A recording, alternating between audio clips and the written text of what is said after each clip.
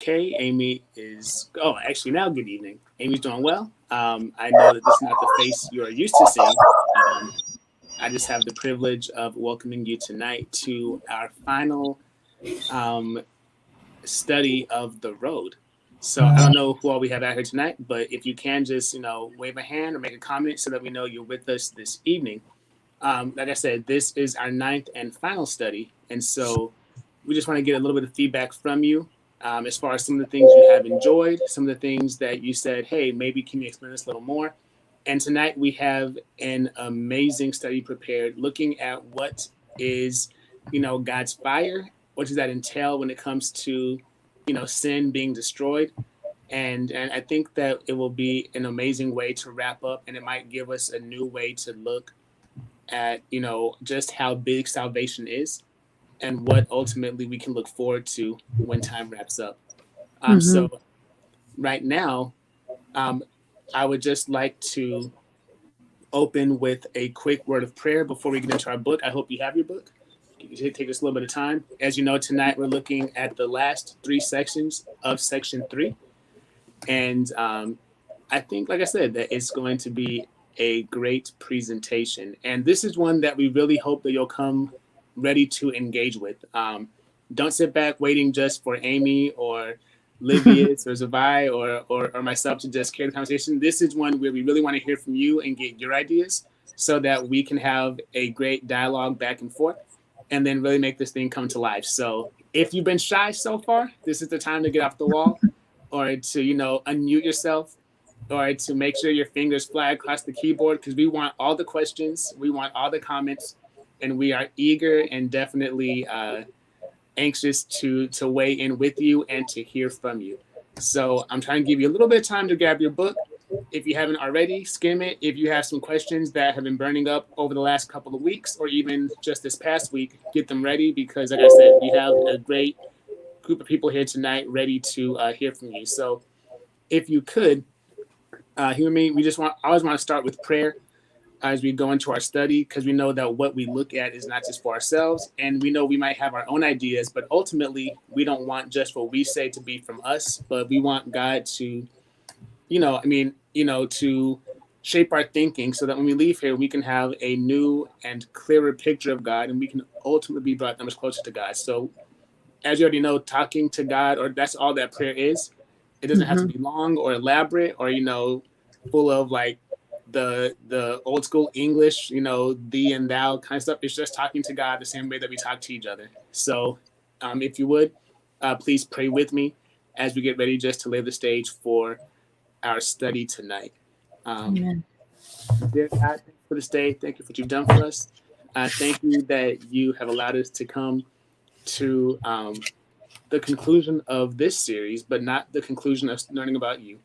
So we hope, God, that tonight will be as engaging as ever, that if we've been shy so far, that we will be willing to ask questions so that even if they're not our own questions, just so that somebody else can have a better understanding of how much you love us and just how big your plan of salvation is for us. So God, please clear out any doubt, any inhibition, and we'll be sure to reserve for you all the praise, honor, and glory. Thank you for giving at least some of us a good day. And for those whose days were not as good, we hope that this will be a bright spot in it. So, God, we love you. We look forward to what we're going to learn tonight. And we hope that after we learn it, that we'll be willing to share it with others and to follow up with even more learning to study about you, knowing that you've called us to continue to learn about you and never think we have it all. So, God, thank you for the road. Thank you for this journey we've been on. And we look forward to seeing how it culminates tonight. We ask this in your matchless name. Amen. Amen. Thank you so much. Mark was covering for me, guys, because I was loading in some slides last minute. So thank you so much for opening us up with prayer. You guys know we are finishing up this book, as Mark said. Thank you so much for joining us along this journey. And turn in if you've got your solid book with you, it's 248. And if you've got the downloadable version, just look for chapter 7 in section 3.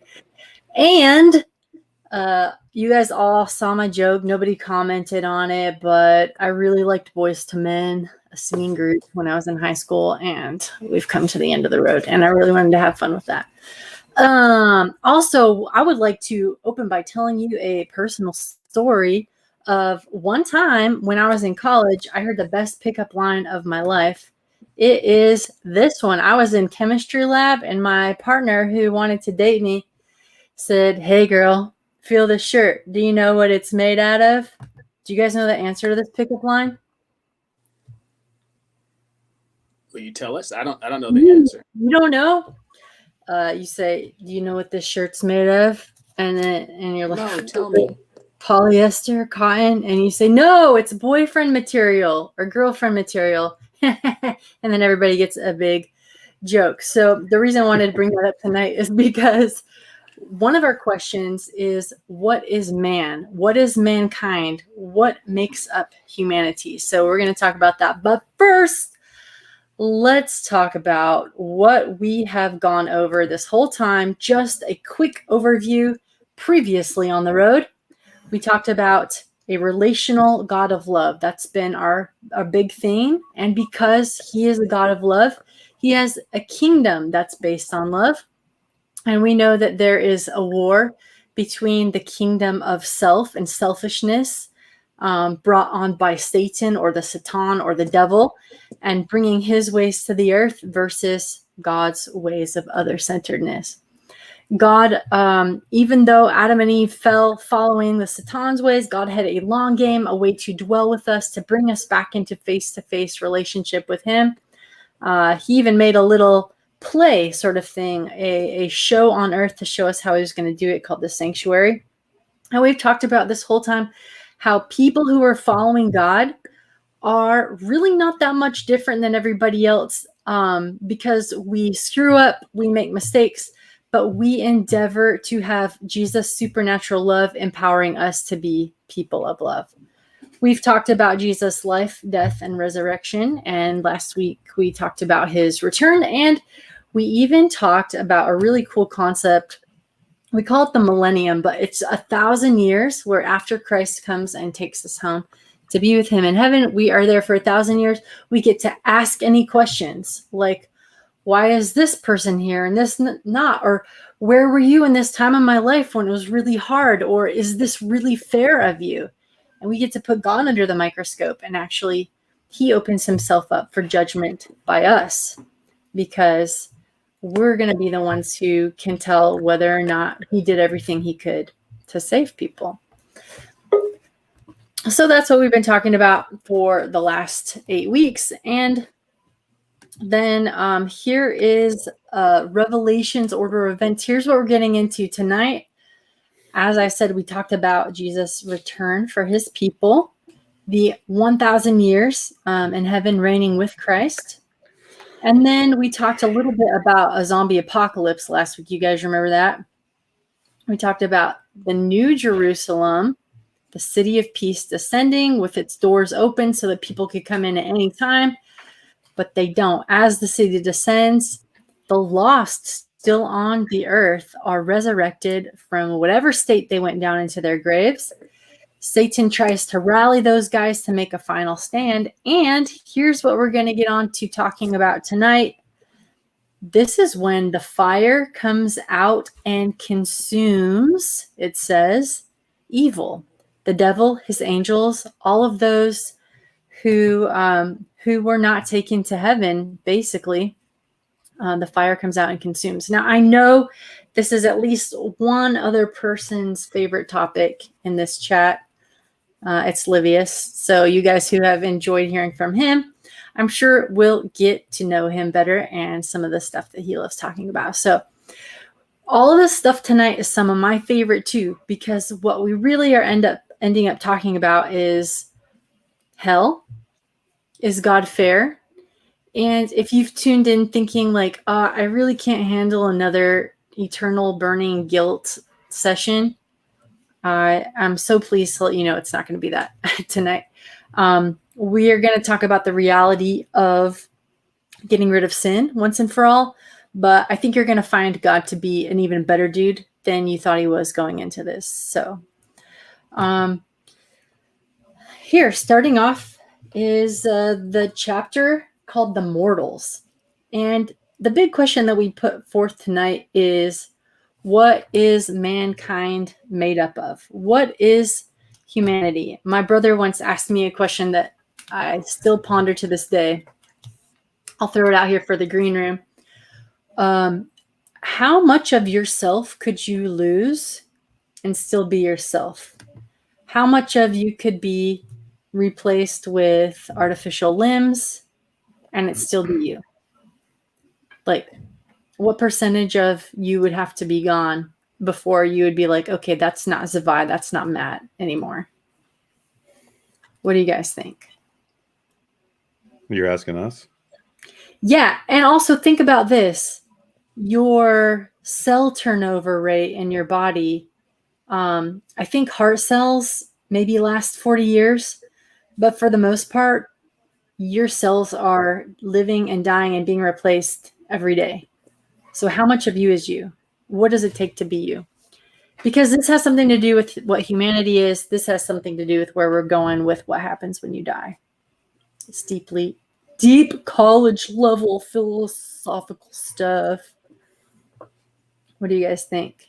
How much of you could you lose and still be you? I mean, physically, I would like to think at the very least an arm, 2 arms, both my legs. I mean, I feel like what makes me me is not, physically, but I guess, more so the way I think, the way I respond to things, like, as far as personality or my mind. That's what I would say. So I feel like that I could lose a lot of myself physically, if not even all of myself, and still be me, or who people have come to know me to be. That's what I would say. Yeah, we're treading on the edges of, unexplored science here, but if you think about it long enough, we have all watched those, like Disney has the Freaky Friday shows or whatever. We've always seen the like body swap type shows. It's a common trope. And like, you're always rooting for them to get their mind back in their body. But when you're thinking that it's them, you're thinking like, okay, the part that's them is the thinking part. And that's not even brain cells. That's something that science can't even put its finger on. What is going on there? Where is Mark's personality stored? And spoiler alert, I think that's one of the coolest things that God does for us is hold that personhood in his power to recreate us. But we'll get to that a little bit later. All right, so here's the big philosophical question. Go ahead, Livius. Yeah, so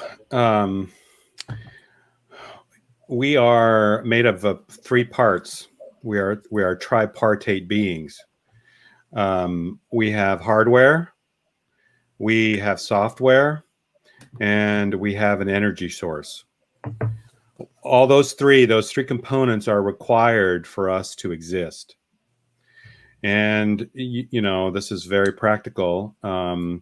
You lose your hardware, the energy source can't act, and your software, your operating system, your psyche has no place to function and operate. You hear about people all the time who get into a car accident and their bodies can be kept alive by machinery, but there's no action in the brain. Brain waves are inactive.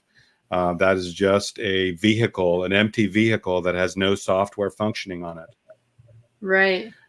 So to the degree that we can keep our operating system functional, I think that's that is the limit of our existence. That's awesome. David Ho says there's a violent movie called Total Recall. That was the minimum characteristics. He also wants to save his face so you can see him smile. There's something about a person's smile that is deeply reflective of what's going on inside. So I get what you're saying. That's fun. Thank you, Livius, for making it modern. That's kind of something that we can grab onto.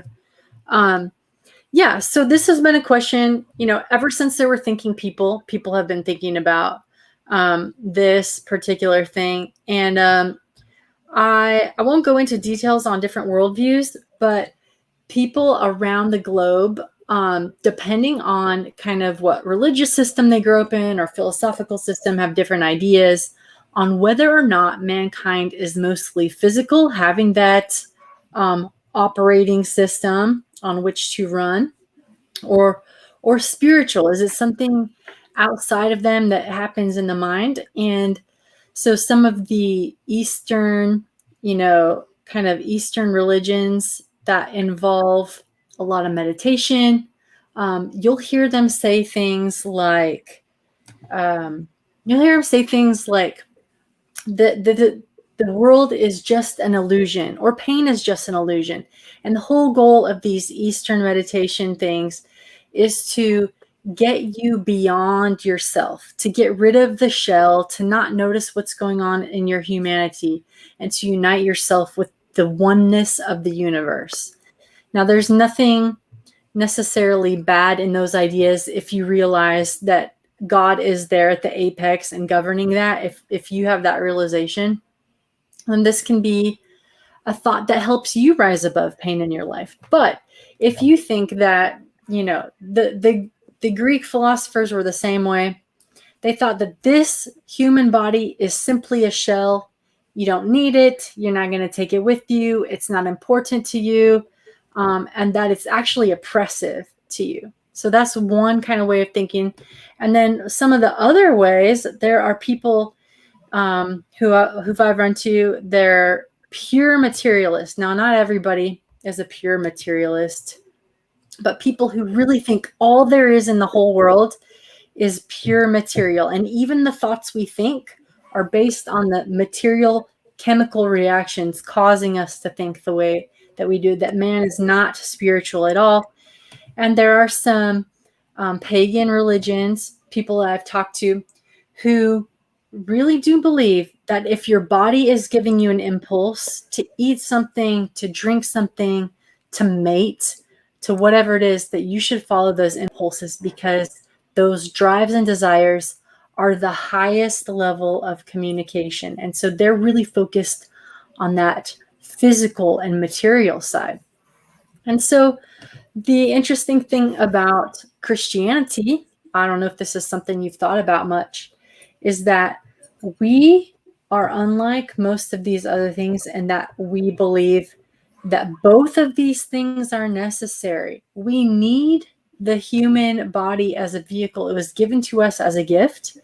And we need the spiritual, mental, the essence of our personality that is also a gift, and that God gave us both at once, and that those things make up who we are. And it's really neat, because if you think about it, if you didn't have this vehicle, this self, it's very much for sensory input, for experience.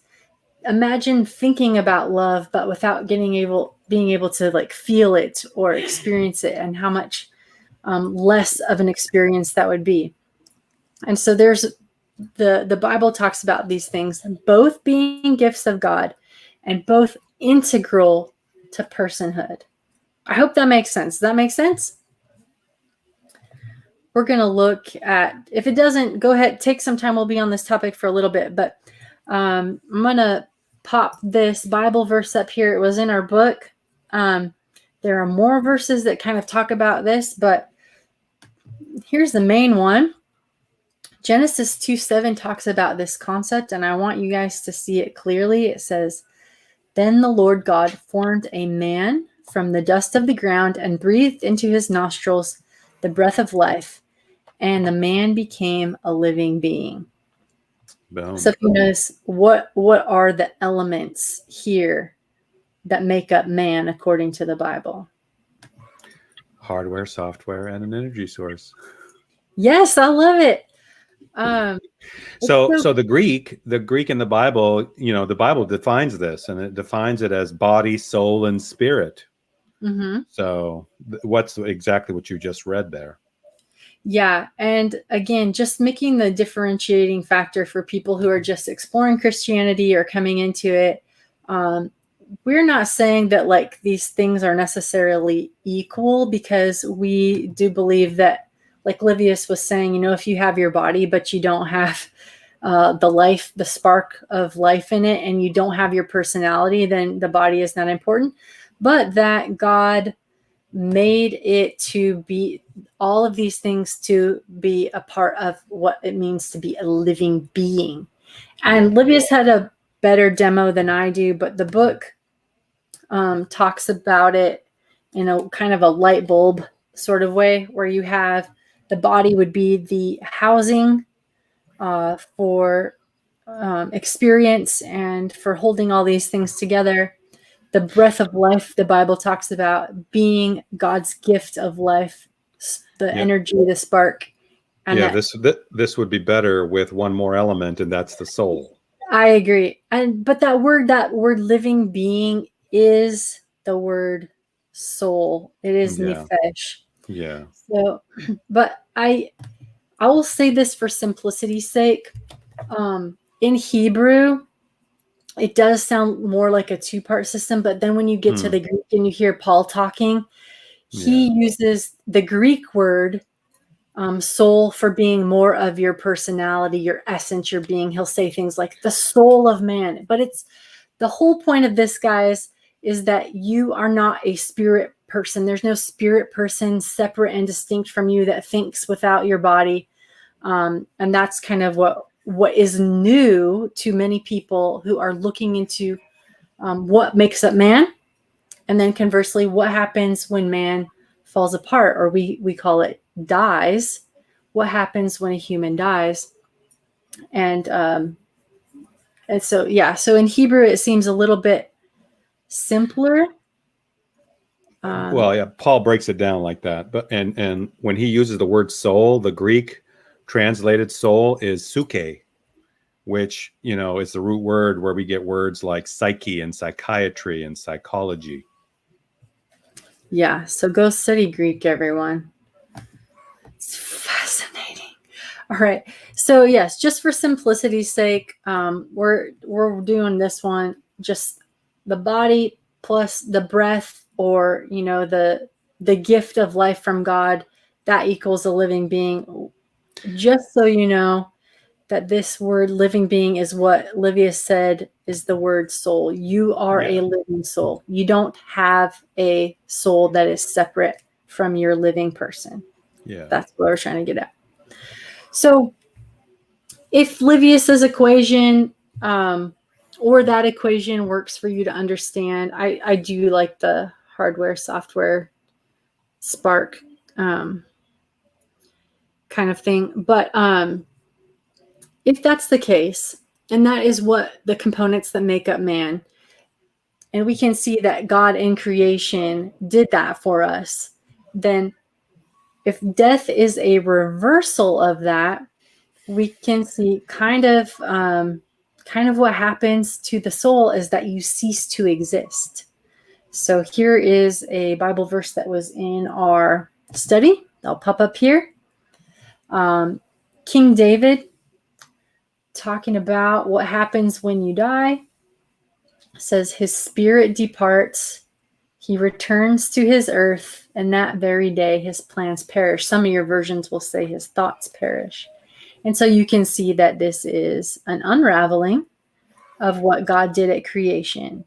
The spirit, or that breath. Pneuma in the Greek. In the Greek. And then in the Hebrew, I don't remember if this is ruach. I think it is ruach. Yeah, right. Not that you guys care, but if you're taking notes, you probably don't even know how to spell it. Ruach.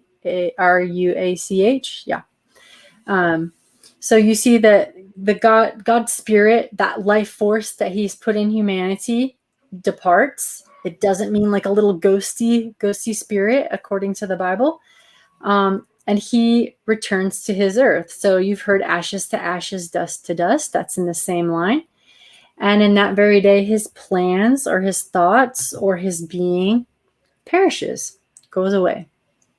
And so this is a lot different than what many Christians teach and learn today. And you might be saying, so what? Who cares? But we'll talk about that in a second. What I want you to know is that no matter what you think or believe or what you've studied, this is definitely what the Hebrews thought. So you can take that and do whatever you want with it. But if you're a Hebrew reading these words from Hebrew authors, this would make complete sense to you, that that you go into the ground, the grave, and you rest there. God holds on to the part of who you are until he resurrects you again. And so, and the Hebrews don't actually talk a whole ton about resurrection, but it did seem like they had some hope of that, of being reunited with their friends and family in God's kingdom. It does seem to come out more in Paul's writings in the New Testament, though. So anyway, that's just kind of a brief thing. And I promised to tell you when there were points of differentiation between what I was teaching and what Christianity commonly teaches.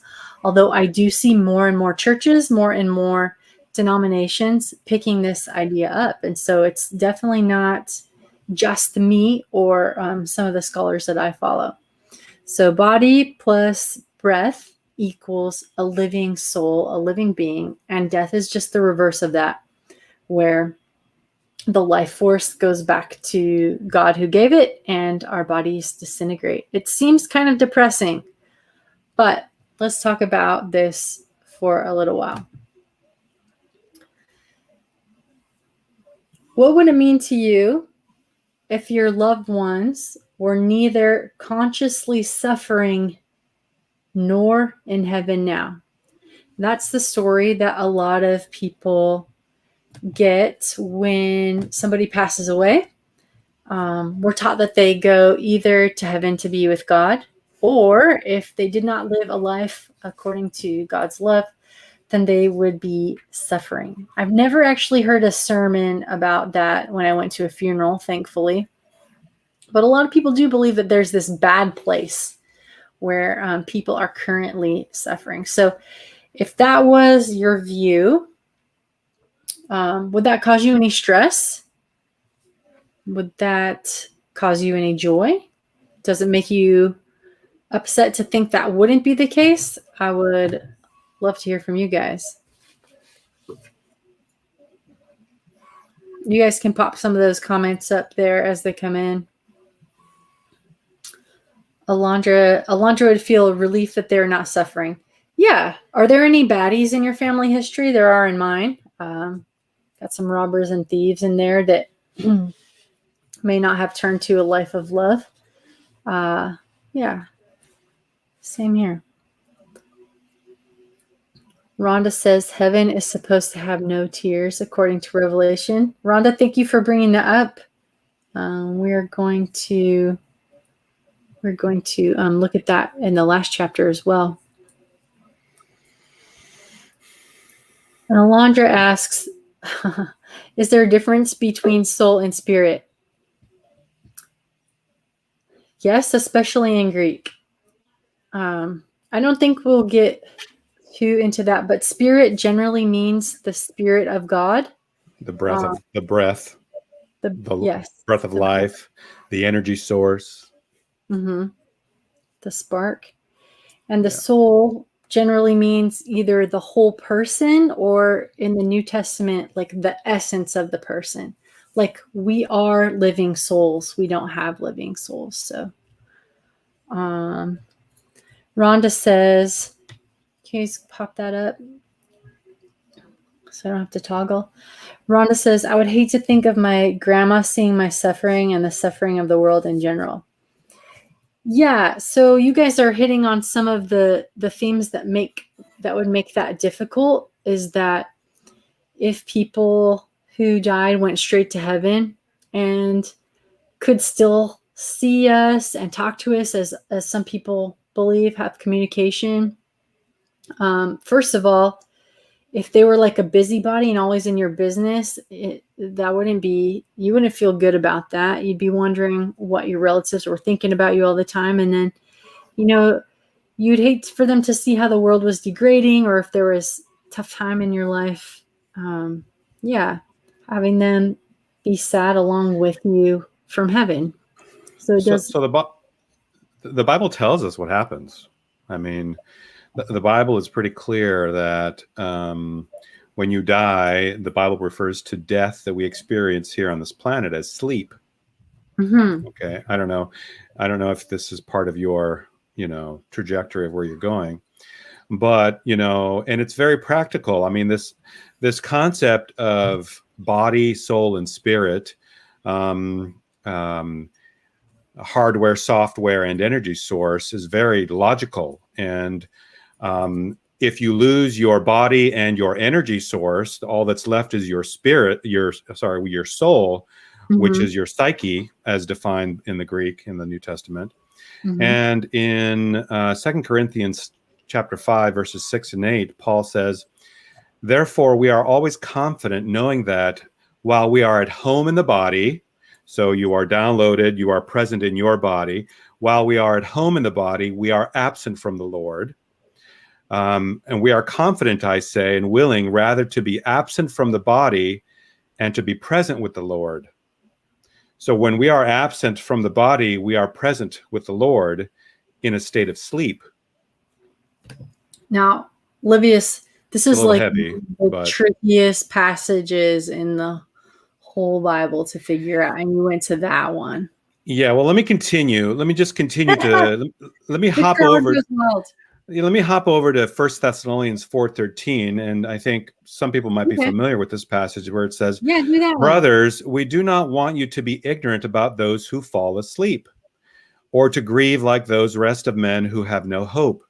We believe that Jesus died and rose again, and so we believe that," now listen to this, "God will bring with Jesus those who have fallen asleep in him.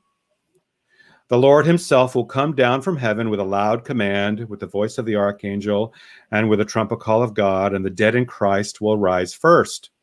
After that, we who are still alive and are left will be caught up together with them in the clouds to meet the Lord in the air, and so we will always be with the Lord forever." So what it's describing in here is those who have died, who are asleep, God is going to Jesus will download their psyche into new bodies. Mm-hmm. And so, again, it's part of this tripartite state. It's going to be a good upgrade from what I hear. That's right. Yes. That's right. I love it. Oh. Yeah, I think so. Look, guys, this is supposed to be a sample and an overview. Clearly, if you have questions and you want to know how this works, we can get into this with you. Livius and Mark and I love this stuff. But what Livius is really saying is kind of, that's where I was headed, Livius. But I think what I really want you guys to know and understand is that if this is the first time you're hearing it and you have lots of questions, please know that the alternative of your sweet loved one, being in heaven, if the Bible doesn't say that, it's not sending your loved one to a nebulous place of discomfort. Think of your grandma, how much she loved naps, and she's getting a nap right now. That's what the Bible seems to be saying, is that death is really like a sleep where time passes and you don't know, and you wake up when the trumpet call comes, and it's a nothing. It's just nothing. And that God will restore us to that 2.0 version, like Livius was saying. And so that can give us some comfort. And we get reminded every night about this process. When you fall asleep. When you fall asleep, I don't know. Sometimes I don't dream, but man, I'm out, and 8 hours pass. Yeah. Right. Livius, do you really get 8 hours of sleep? You're such a hero. No, I don't. I just use it as a standard value. Oh, yeah. I do try to. I do. Well, that's cool. Yeah. So going to sleep at night is a reminder of how sweet it is to go to sleep in Jesus. No worries. That's how I think of it. No insomnia. No whatever. That's cool. I hadn't thought about that. I love it. All right. So, and then, yes, Rhonda, who is in the medical profession, knows about anesthesia. Rhonda, I'll have to hear some of your anesthesia stories if you've been under. That sounds like a good time. And my last question for that chapter, for that section is, what does waiting on a heaven or hell judgment say about God's justice? Does that make sense? I don't even know if that makes sense to you guys, but if you were to think that people 5,000 years ago went straight to heaven or hell and they died, and then, here's me living out this horrible life on the planet, struggling through daily life. Yeah, tell me about the implications. What do you guys think about when you think about a delayed time when everybody gets resurrected to go to heaven with Jesus, or to have their other choice of being apart from Jesus? It might be kind of unfair to some people because some will get to have stayed in heaven like a lot longer than others would be able to. Yeah, that's kind of what I was thinking when I was little. And it also, if they hadn't told me like you shouldn't end your own life, I would be wondering if I could just get a quick pass up there. And yeah, on the flip side of what Fiona said, nobody would really fault God if he gave, some really good people some bonus years in heaven. But the flip side would also be true, right? Like, what if somebody who was condemned and you believed in like this eternal burning hellfire punishment concept? What if that person got an extra 1,000 years of torture? So that's kind of what we're headed to the next topic. That's why we wanted to talk about what humanity is, and what the Bible says about the parts that make us up. Because if you know that there's not a separate soul from your body, you have to be alive for this, it's going to make some things clearer for you. All right, let's go to our next chapter, Livius's favorite chapter, my favorite chapter, called The Fire. So just to back up, just a quick recap of last week, we talked about that timeline. There's a point after we've been with Jesus reigning in heaven for 1,000 years, where Jesus says, all right, well, now it's time to recreate the earth, make all things new. Let's get on with the show. And the heavenly city of the New Jerusalem starts to descend. Again, we talked about what happens at this point. Satan has been on the earth lonely with no one to tempt. The wicked had been destroyed by the brightness of Jesus coming. So they've been dead for 1,000 years. But now, as the city starts to descend, Satan gets people to tempt because all the wicked dead have been resurrected. So he's rallying the armies. By the way, the book makes a really cool point. The book says that just so you remember, there is not much difference between the lives people lived on the inside of the city with those who are on the outside of the city. We've all been wicked. We've done messed up stuff. We've regretted it. We have sometimes even sought the best way. But the key difference is that we've lived in a way, or specifically asked Jesus to cover our sins. The only difference between the people on the outside and the inside is the knowledge that we can't do it ourselves, and I'll look to God to go the rest of the way for us. So interesting thing that they brought out. But so the city descends. Satan is rallying all the troops. In whatever state they went to the grave in, they are coming up with flesh hanging off their jowls and, car wrecks and who knows what was going on. And this is a terrible and scary sight in John's vision. And finally, fire comes out from this holy city and destroys the enemy armies. And we'll read that verse here real quick. Revelation 29:10 say, "But fire came down from heaven and consumed them, and the devil who had deceived them was thrown into the lake of fire and sulfur, into which the beast and the false prophet had already been thrown. There they will be tormented day and night forever and ever." Now you guys see that I underlined two words, and those two words seem to be in direct opposition to each other. At first, Revelation says that the fire comes out and consumes them. What does consume mean? I just consumed some Pringles in my last Bible study. I will have you know, there are none Pringles left. That's consuming. Oh, don't throw those away. Those little bits? Yeah. So that's consume, as far as we know, in the language of the Bible and in our English language. But then if you look back to the verse, this is the thing that Christianity has gotten in their head and preached and scared people about for a very long time, talking about them tormented day and night forever and ever. So how do we reconcile these two ideas, these two thoughts? I don't know if you guys have studied this before, if you read in the book or not, but this is confusing. So if you are or have been horribly confused, if you have friends who are horribly confused at this story, you're in good company, because we've learned so far God is good and relational. We've learned that his goal through this whole thing is to get rid of evil, pain, and suffering, to get us back to Eden.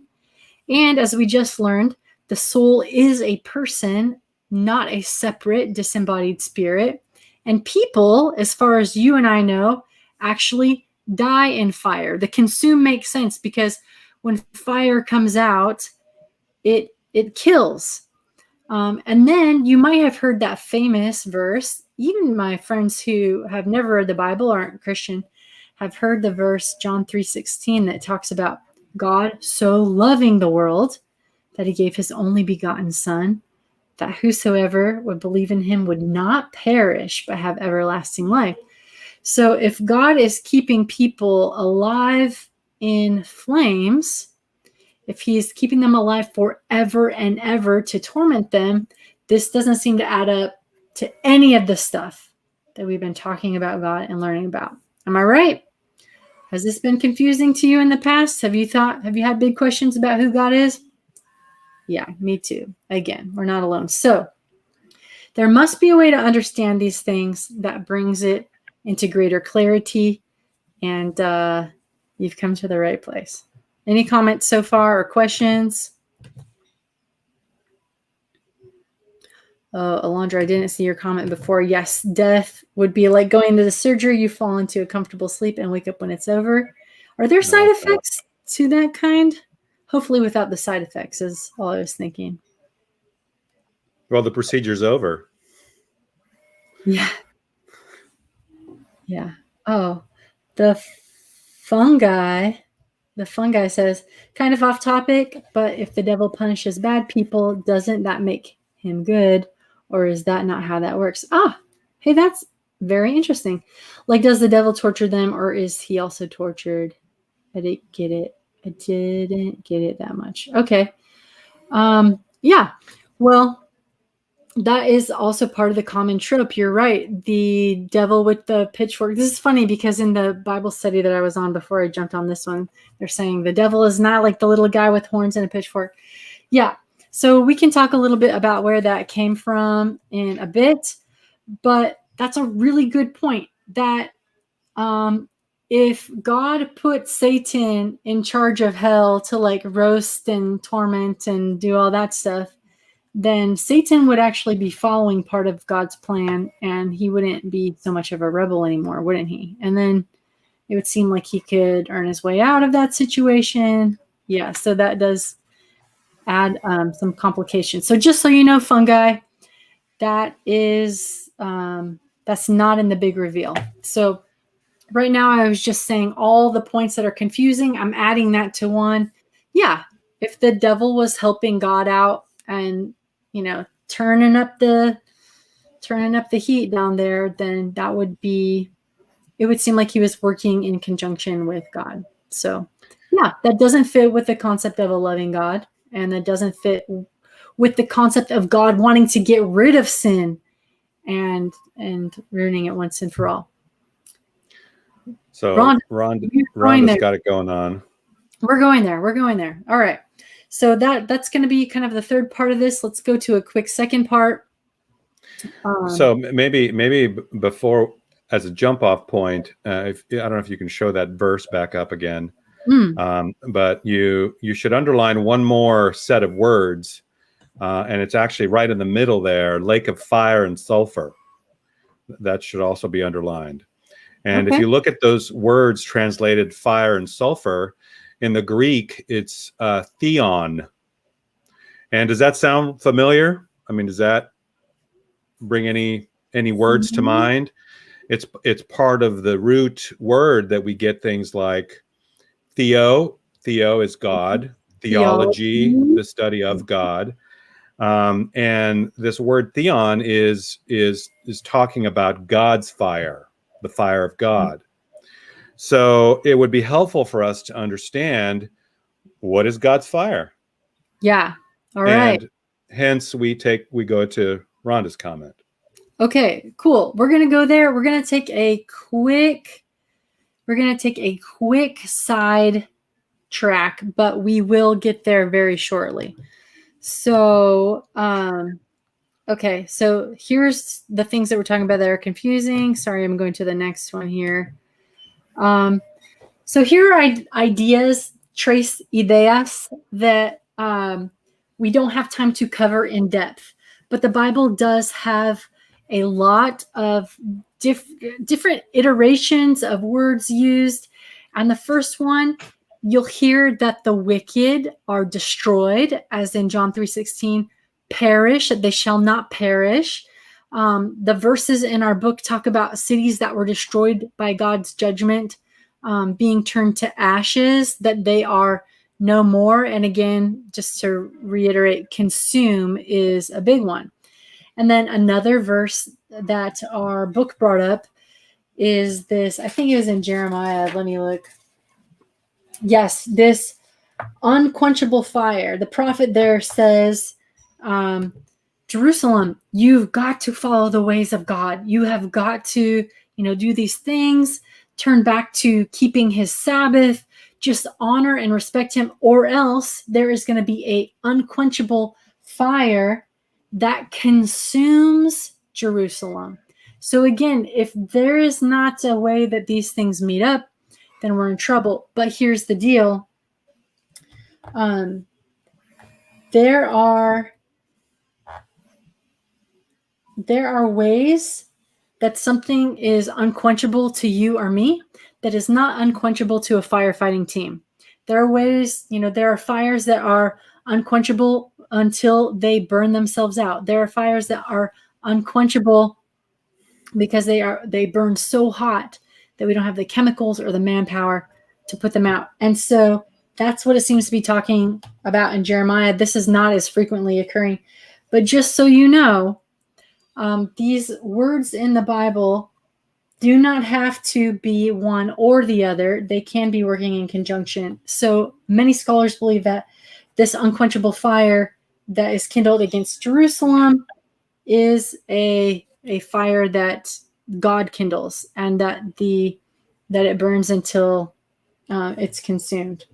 And that's kind of the idea you'll get. Now, the very last idea is about eternal fire.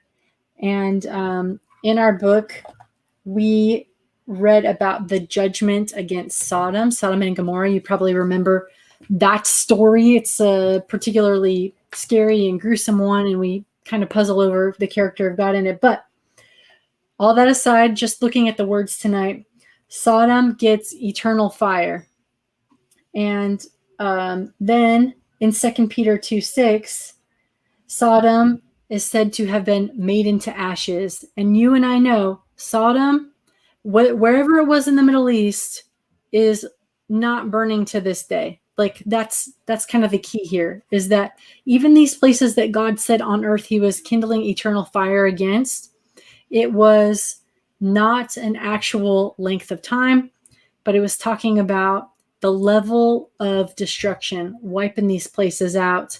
And so, Rhonda, stop jumping the gun. We're getting there. Nobody put any of Rhonda's comments up. She's too She's hop skipping around. Yeah, she is. All right. So that's just a brief overview of the ideas that things can both be consumed in a fire and also be eternal, because eternal is not just, it's not a length of time to this mindset. That's our mindset. We're reading into it. We're saying eternal means on this time span forever and ever. But if you're thinking like a Hebrew, if you're thinking like a Greek, it means this decision is final, eternal. It's not, you're not going to be punished for forever, but the results of the punishment are going to stick with you forever. Woe to you. So we might call it hyperbole, and it's just the flexibility in language that we don't see as much in how we talk. So, all right, now to the good stuff. Rhonda and Livius have been chomping at the bit. So let's go ahead and get my stuff up. All right, here's the big concept. Here's the big reveal. And you guys can think of more ways. I saw you already on top of it. But did you know that if you do a word study or a thought study on God appearing as fire in the Bible, you're going to come up with tons and tons of examples. The first one I can think of in the Bible is associated with God's judgment when Adam and Eve have to leave the Garden of Eden because they've sinned, their bodies have started to break down, and God does not want them at the tree of life perpetuating their misery. And so he sets two angels in front of the gates. And do you remember what those angels are equipped with? Flaming sword. Flaming sword. So that's the first time I remember reading about fire in the Bible, although we know there were sacrifices and stuff before that, but it's kind of a read between the line stuff. But even the not reading between the line stuff is huge. You guys have already mentioned that God appears to Moses as an incombustible burning bush. It's a bush that keeps burning. He leads the children of Israel by night as a pillar of fire. And one of the coolest ones, one of my favorites, is how he speaks out of the fire on the mountaintop. And then when you get to the New Testament, God's presence looks like flames above the church's heads. Pentecost, yeah. Mm-hmm. Pentecost. Flaming tongues of fire. Yes. So God has a habit, or I won't say a habit, at least to humanity. We don't know what kind of material God is made of. To go back to that joke at the beginning, we don't know. But how he appears to humanity is in different iterations or variations of fire. And knowing this and understanding this also helps make sense of this final judgment. Now, Livius, I'm going to let you take us there in a second. And Rhonda, time to chime in. Oftentimes, God's judgments appear alongside fire. And I'm hoping that Livius can tell us a little bit about Nadab and Abihu. Well, along the lines of God appearing in the burning bush and the bush was not consumed, is what the Bible says. The same thing happened to Aaron's sons. It says in Leviticus chapter 10, verses 1 through 5, that they took censers and put fire in them, and they offered unauthorized fire before the Lord, contrary to his command. So fire came out from the presence of the Lord and consumed them, and they died before the Lord. Moses summoned Mishael and Elzaphan, sons of Aaron's uncle Uzziel, and said to them, "Come here, carry your cousins outside the camp, away from the front of the sanctuary." So they came and carried them, still in their tunics, outside the camp as Moses ordered. So this fire is not a fire that consumes flesh. It's a fire that consumes sin. Yeah, I have my own, like, this is Amy's ideas, guys. I don't ever want to pass off my own ideas as coming from the Bible. But you heard what Livius read, that they were presenting like this fake fire, this man-substituted fire. They went in their own way, in their own rebellion, and presented it to the Lord. And what I'm guessing is that they died because they saw the true, unadulterated version of what that fire was, and that they died because they witnessed the holiness and the goodness of God. And the fire, you know, like all this happening instantaneously just about, but that their own witnessing of God's goodness and his perfection unadulterated was the same kind of thing that we're going to see in the end. But what kind of fire doesn't burn tunics? What kind of fire kills you and leaves your clothing intact? Yeah. So if the fire consumes sin, right? Let's briefly hop over to Rhonda's text in Isaiah 33. Yeah. Yes. It says, the sinners in Zion are terrified. Trembling grips the godless. Who of us can dwell with the consuming fire? Who of us can dwell with everlasting burning? And here's the answer. He who walks righteously and speaks what is right, who rejects gain from extortion and keeps his hand from accepting bribes, who stops his ears against plots of murder and shuts his eyes against contemplating evil. Right. And so, you know, you spoke about tongues of fire at Pentecost coming down on the church, on the disciples. And what is it that consumes sin? What does sin consist of? And I'm just going to go real quick here. Sin consists of lies and selfishness. Those are the two components of sin. Okay. All right. And what consumes those? So truth consumes lies, and love consumes selfishness. Mm-hmm. The opposite of love is not hate, it's selfishness, because love is an other-centered principle. Right. So we see here that God's fire is the fire of truth and love, because these are the elements that consume sin. And so we are told, we read in Daniel chapter 7, where it talks about people standing in this fire. It says, thrones were placed, and the Ancient of Days took his seat. His clothing was white as snow, and the hair of his head was like pure wool. His throne was fiery flames. Its wheels were burning fire. A stream of fire issued and came out from before him. 1,000 thousands served him, and 10,000s times 10,000 stood before him. This is the largest number ever could be written in Hebrew, stood before him. And so we have a picture of individuals, people standing in this fire. And it's the fire of truth and love. Yeah. Oh, I'll get it. Just kidding. That's not in my house. Yeah. So if you guys forget everything else about tonight except this, I want you to know that Johnny Cash was right. Love is a burning thing because we know that God is love and God is a burning thing. And just like we looked at who can dwell in this consuming fire, this consuming love, who can stand in the presence of absolute love and not feel a burning within inside them?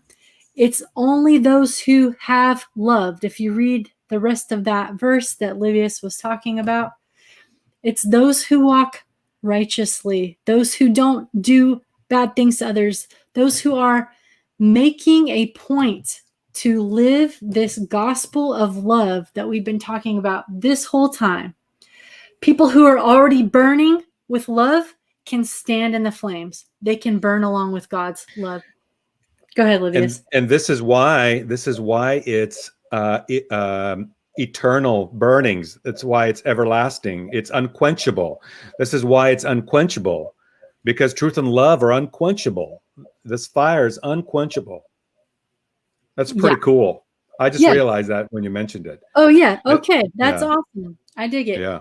So the reason why this is so important, the reason why we're covering this is because this is the biggest lie, one of the biggest lies we believe that Satan has ever told about God, that those who are not following him, those who are not following him will be burning forever and ever. When the truth is that love is burning forever and ever, and those who follow God get to be in that burning love. It's actually a flip-flop. It's a lie set up to make the fire look bad. But if you study this word, if you study what happens, it's actually so cool, because those who are afraid of God and his ways, I think I saw in Exodus, when the Israelites see the fire of God on the mountain, some of them think it's beautiful. They say it looks like this rain, this. So when you're in good relationship with the fire appears beautiful, warm, protective, awesome, all the beautiful things, passion that we think of when we think of fire. But when you're on the other side, it's terrifying. It causes you to tremble. You can't bear it. And you pass away because you realize there's no way that, that you can measure up. You can't measure up. It is a self-condemnation of knowing we have not put any effort into love. We have not accepted the gift of love. So that's why this is so important. It's all about who God is. So Rhonda asked a really good question: is what is a refiner's fire? And can we go ahead and try to answer that? Please. So along the same theme, along the same thought, so the refiner's fire is used as an analogy, as a metaphor, when you are trying to purify metal, gold. It says, "Come buy from me gold refined in the fire." And so what's happening here is this fire is removing impurities from the base metal. And the impurities here are lies and selfishness, right? That's what truth and love are burning, are refining. They're refining our minds, our thoughts and ideas about God, about ourselves. How do we treat others, right? That's what we're being refined. We're being refined to be like Christ. And so this refiner's fire removes impurities, okay? And what's happening in the end is these individuals who have rejected truth and love, there is no pure metal left. And so all that's left are the impurities, which are the lies and selfishness that they believe, and that is their whole being, that is their whole psyche. And that's what's being consumed and burned, and it all gets burned up and consumed. Yes. Because there's no base metal. There's no base pure metal, which is truth and love, right? Got it. Okay. So what we want you guys to remember, especially when you're talking with your friends, other people who are interested, I could believe in God. He seems great. Jesus seems great. But man, this eternal burning hellfire God, I just can't get down with. So I want you guys to remember something. We can't find any room for that in the Bible either. And it's not just me. It's not just my faith. The Seventh-day Adventist Church is not my denomination. Other people are discovering this all over the world. I believe this is one of the last things that we're going to be talking about, how good God is and how we don't have to fear his fire. So hopefully that can give you a little sample. What's happening, what Livius is saying, what we're saying is that God himself is the burning fire. He is burning with love. He presents himself as a fire to humanity. And when humanity who has not accepted his love comes in contact with it, he unveils himself fully as that New Jerusalem descends. And it's really because, he loves those who are inside the gates so much. And he is really forced into making a choice. Do I get rid of sin and selfishness forever? Or do I let this thing repeat? And because he cannot let it repeat, he unveils himself. People come into the knowledge of really the base and selfish people that they are. And that's what ultimately is hell. But hell and heaven are the same thing, my friends. It is the fiery presence of God.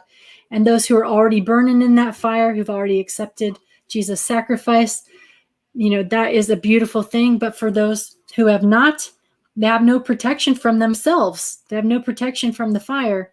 And so they pass away. That's what hell is. Being in the presence of God and really seeing yourself for who you are. So I hope that makes sense. It's kind of creepy. I know it's kind of. It took me a long time to understand these principles. So yeah, we'll do a repeat with anybody who's interested, who wants to go verse by verse, who wants to. Sure. Like we're Ask more jumping questions. ahead for sure. Yes. All right. Discussion point time. How might this view of hellfire change how you view the God of the Bible? Does this make you have more questions for him? Are some things clicking for you maybe that haven't clicked for you before? Are you more interested in this God? Can you talk better about him when people want to know who he is? Tell me a little bit about what goes through your mind. Isn't there only one instance where the Bible uses the word hell? I don't think that hell is a biblical principle, if I'm not mistaken. Yeah, If I'm we mistaken. kind of broke down what's translated as hell. So, Livius, you're getting into kind of some of the fun historical stuff. And, Anyway, I don't have to go down that road. no, it's good, and we have minutes tonight, so I think what you're saying is good stuff. But if you look at what the English version, especially, a lot of people from my Armageddon. parents' generation grew up reading King James, but yeah, it ends up being words like grave or Right. kind of stuff like that, and Yeah. it's not the most accurate translation. People are putting into the translation things that they've already thought because of early Christian and Greek stuff and kind of things. But if you go back to what the Hebrews believed, and even though, the New Testament is written by a good chunk of it is written by our friend Paul, he's trained as a Hebrew. He's a Hebrew scholar, and so his ideas and his view of what hell would be. And I guess I don't know as much about John, who this vision here in Revelation is based on, but Mark, can you speak to that at all? Like what John's background and training and would have been? You're mute, Mark. Oh, Mark, but he's muted. You mean John the Revelator? Yeah. Was he of Hebrew background, or is that guy all Greek? I believe Hebrew, but there's some debate as to whether or not that's the same John who wrote, whether the same person who wrote Revelation wrote First, Second, and Third John, and whether that's the same person who wrote the Book of John. So it's really not. It's not known for sure. Just to be completely candid. Yeah, but some of the things that we can say is he was sure familiar with what Hebrew people thought. So it seems like he's kind of coming from that understanding of death and the grave, as opposed to the Greek view of torment and fire. Right? That's fair, yes. Okay. Yeah, I was just reading stuff, and he uses a lot of symbolism and stuff like that Hebrews would have written and not necessarily Greeks. So all this, so we don't get lost in the weeds, just saying that what Livius is saying is that this hellfire thing is really not even biblical. It's a result of some of Greek the mythology. I don't know. Yeah, some of the Christians that were mixing with Greek mythology and other ideas like that were pretty prevalent in the culture, and using them poetically sometimes. Yeah, and some of these authors, they were talking, they were speaking to people where they were, right? That was their audience. So we also have to understand the context in which the time that these were written and what they might mean and all that other stuff. All right. Awesome. Thank you. David Ho says, some atheists find it hard to believe that all we need to do is believe in Jesus as our savior, and that will save us from hell. Yeah, it is hard to believe. It's and it's a test of the ego, right? It's a test of us thinking we can go our own way, or acknowledging that we don't have the power within ourselves to live up to perfection. You would think that would be an easy thing, and just saying, God, cover me. But if you haven't believed in God your whole life, it's a struggle. It's a hard concept to go from thinking, everything I do is on me, to giving But up. believe is a verb here. Believe here is a verb. So be, live.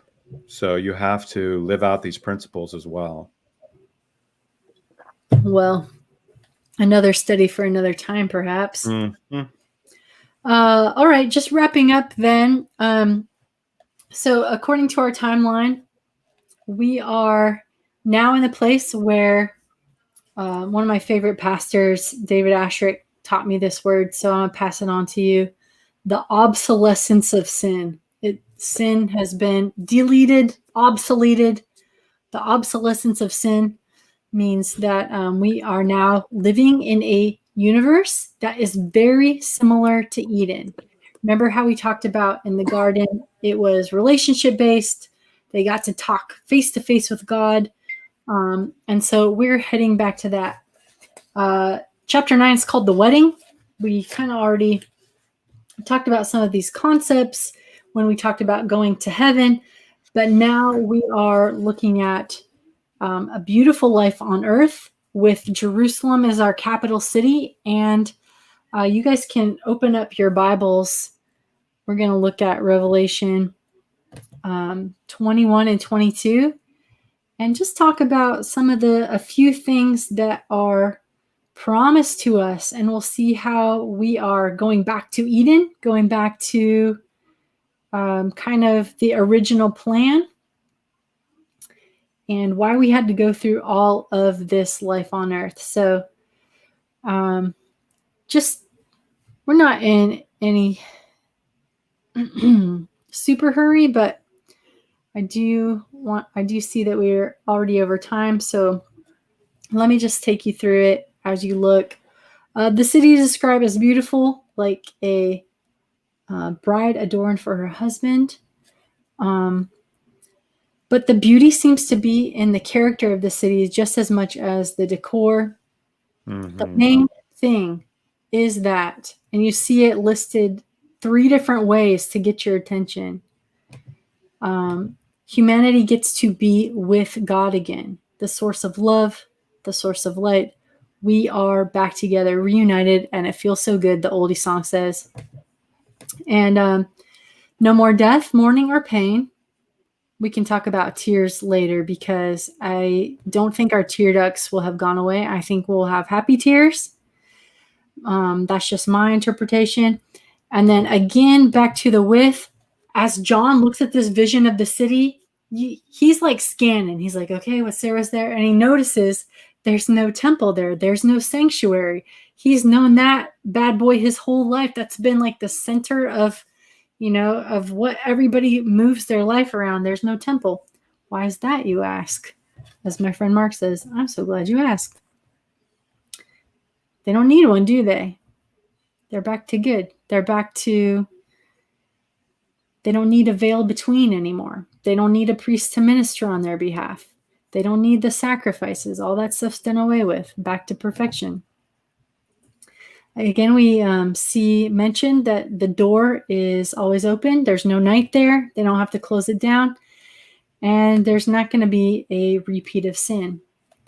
We've seen what it does. We've seen the toll it takes on the planet. We are completely disinterested in going through all those shenanigans again. So in closing, people always ask, not always, but they frequently ask me, what do I think heaven's going to be like? And the answer is it's going to be a lot like Earth. There's going to be better than that. Well, it's going to be a lot like Earth in the things that you love. Yeah. That now sin, pain, and suffering take away from you. So good family relationships, everything's restored. People have understanding for each other. No guilt, shame, no defensiveness, no blame. Creation's restored. The rivers are pure. Everyone who, has been trying to save the whales can take a relax. There's going to be good food there. 12 fruits. There's going to be really good fruits. And basically everything that, there's a kernel of goodness in a lot of the things we love. We love good music. We love good food. We love all of these things. It's not cherubs on clouds, like you see in some of the paintings. It's not boring. It's none of those things. It's good food, good people, good music, and never has to end. we get to be face to face with Jesus, the source of life. And so all that stuff has gone by the wayside. Comments and questions before we wrap up here? We are over time, but it's been a pleasure. Have we missed any comments, Fiona or Zavai?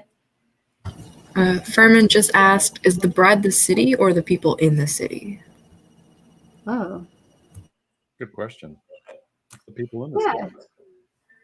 I think, yeah, I mean. And the city is the people, so maybe it's the same. We are like living stones being built into a spiritual house. So we are the building blocks of the city. So maybe the same. In the text, Furman, it says that the city is decorated like a bride adorned for her husband. But I think that imagery is meant to take us to the people. We have known that we are God's bride, and this is the happily ever after part. So I think we can go with both. Here's the cool last thought then. This is from the author Ellen White. She was early foundational member of my denomination. She talks about how when all this is over, the universe is clean, one pulse of harmony and gladness beats through the vast creation. From him who created all flow life and light and gladness throughout the realms of illimitable space. From the minutest atom to the greatest world, all things, animate and inanimate, in their unshadowed beauty and perfect joy declare that God is love. That is how the story ends. It is a happily ever after story. And for those who read The Great Controversy, that last chapter is fantastic. If you want a copy, I'll send you one. Let me know. But the cool thing is that our knowledge is ever growing. Our capacity for love is ever growing. Like, it's not just that we have more of love. We actually grow our capacity to love. It's not just that we get to know more. Our brains expand to know more. We get to interview creatures of unfallen worlds, and we get to get their story, and they get to ask us ours. I mean, it's just a really rad thought. So we can geek out about that another time. All right, friends. Oh, David Ho asked, will the Bible be there? Rhonda and I were talking about, will the sanctuary be there? Will the Bible be there? You know what? Maybe in some museum. Maybe in its original form. Yeah, maybe we can get some scrolls up in there to look at. Wouldn't that be cool to see how it changed over time? Yes. Yeah. We can finally get some of those Dead Sea Scrolls, get our hands on them. Anyway. And read them. Yeah, here we are geeking out about it. I just want to say a quick blessing over you guys. Thank you so much for being here. If you haven't filled out the survey, this will be tough. If you haven't filled out the survey, if you stay on after we're done, I'm going to put the link below. It would help us out a whole lot as we plan for the next one. And if you have made it several nights, I also want to send you a thank you gift. So I want you to fill out the survey, but I just want to pray a prayer blessing over you before we go. It's been an awesome ride. Thank you, everybody. Father in heaven, I just want to reach up to you and your holy throne in the universe and say that we do see you as better and more loving when we understand this final judgment on what man is and how we see ourselves. God, I want to ask now for myself and for my friends watching that you would remove any ego or any part of us that is that's keeping us from just saying we see that you are a holy fire, or at least that's how humanity has recognized you. And God, we just want to be covered by Jesus because we want to be the ones who stand in the midst of the flames. We want to be the ones who are part of that fire that's made purely out of love. And so, God, as we continue our studies, wherever they may lead us, whatever direction this study takes us next, for all of those participating, we ask that you would give them joy in their journey, peace, knowledge of you, and that wherever it leads them, it would be a step closer to you. Thank you. Amen. Amen. All right. Thanks, everybody. If you stand by, I'll find that link and put it below. And I'll just stay on for a few minutes in case you have any questions about follow-up or how to get a hold of us. So thank you so much. That's it.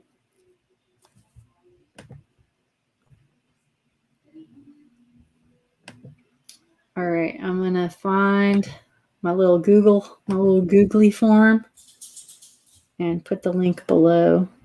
I think it's also on the Facebook page, facebook.com/askachristianfriend, but let me make it. Should I end the broadcast? Don't do it yet. I want to put this in the link. I mean, this link in the below. Okay. Is it clickable? I don't know the answer to these things. This always takes me way too long to find it. Okay, well, I can't. I don't know where it is. I'll just put my email address. But, all right, friends. Thank you, Furman. All right, I'm putting my email. It's askachristianfriend@gmail. Pretty easy. And if you didn't register, I'd love to have your emails. Send me a note.